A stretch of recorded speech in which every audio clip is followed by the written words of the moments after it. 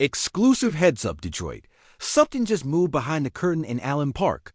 And if you blink, you're going to miss the snap count that changes January.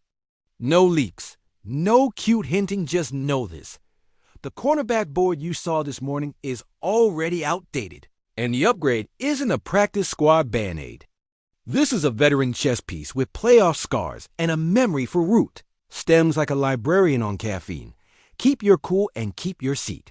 Because I'm about to walk you through the why before I tell you the who. We're talking timeline, price, scheme fit, the ripple effect on the locker room, and what this does to 3rd and 6 when the stadium is loud and the ref's mic is squealing. If you came here for a jersey tease or a Photoshop, wrong show. If you came for an adult conversation about winning football, you're in the right barstool. Here's what you'll get today without me spoiling the headline. How Detroit's corner depth quietly hit the red zone. The exact traits this front office and staff prize when they go shopping.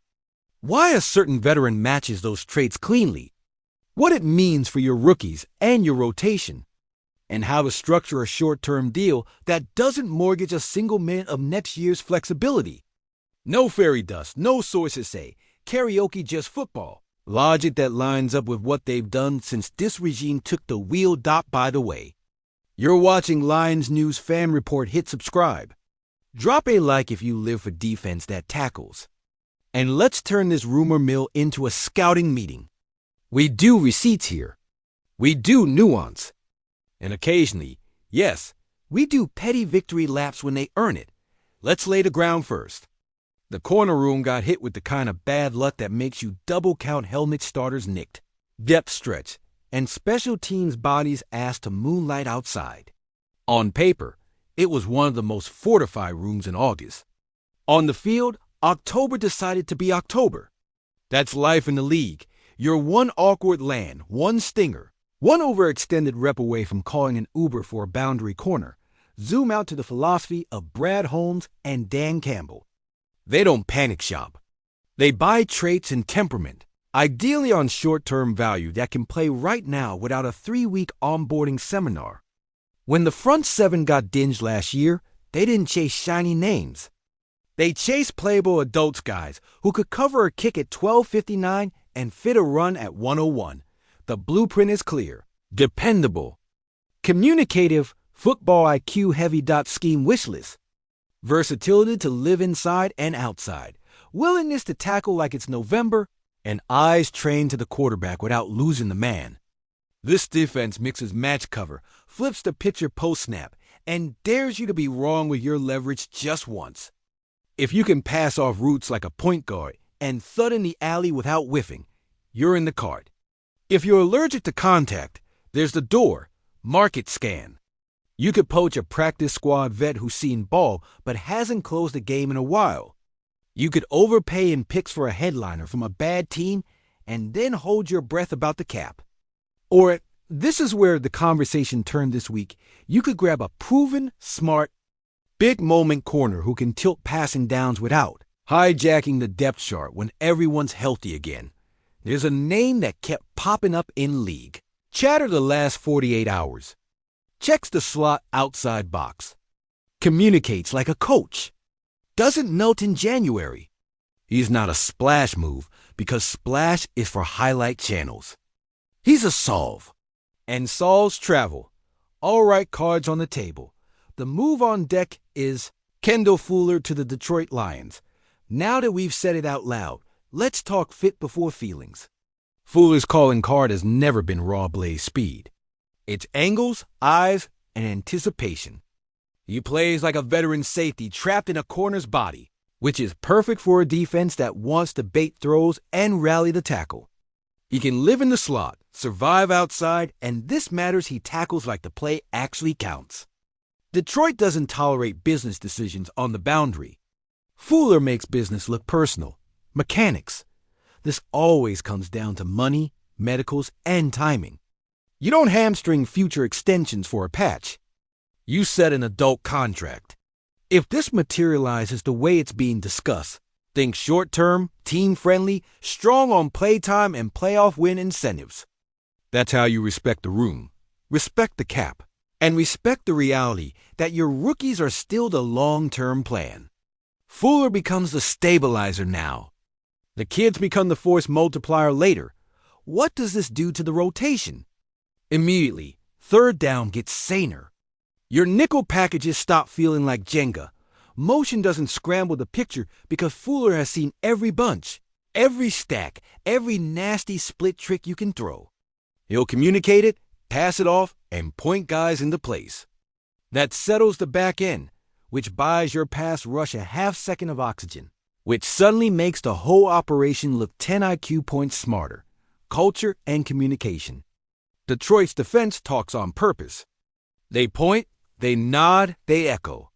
Fuller's a talker in the right way. He'll grab a young corner by the elbow and say, eyes to the hip, not the head, then go do it on the next rep. You cannot fake that.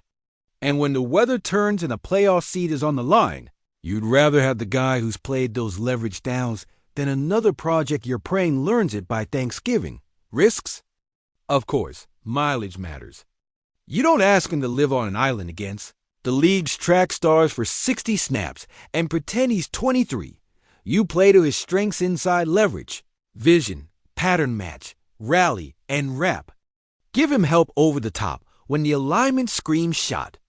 Let him be the adult in the room who erases the easy throws and ruins option routes for breakfast, timeline. Windows like this don't stay open long. Medicals have to check.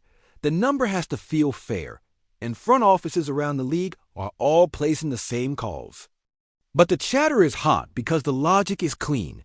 Detroit needs a stabilizer. Fuller wants meaningful snaps on a team with a January plan, and the money can be structured without weirdness. Connect the dots without drawing cartoons.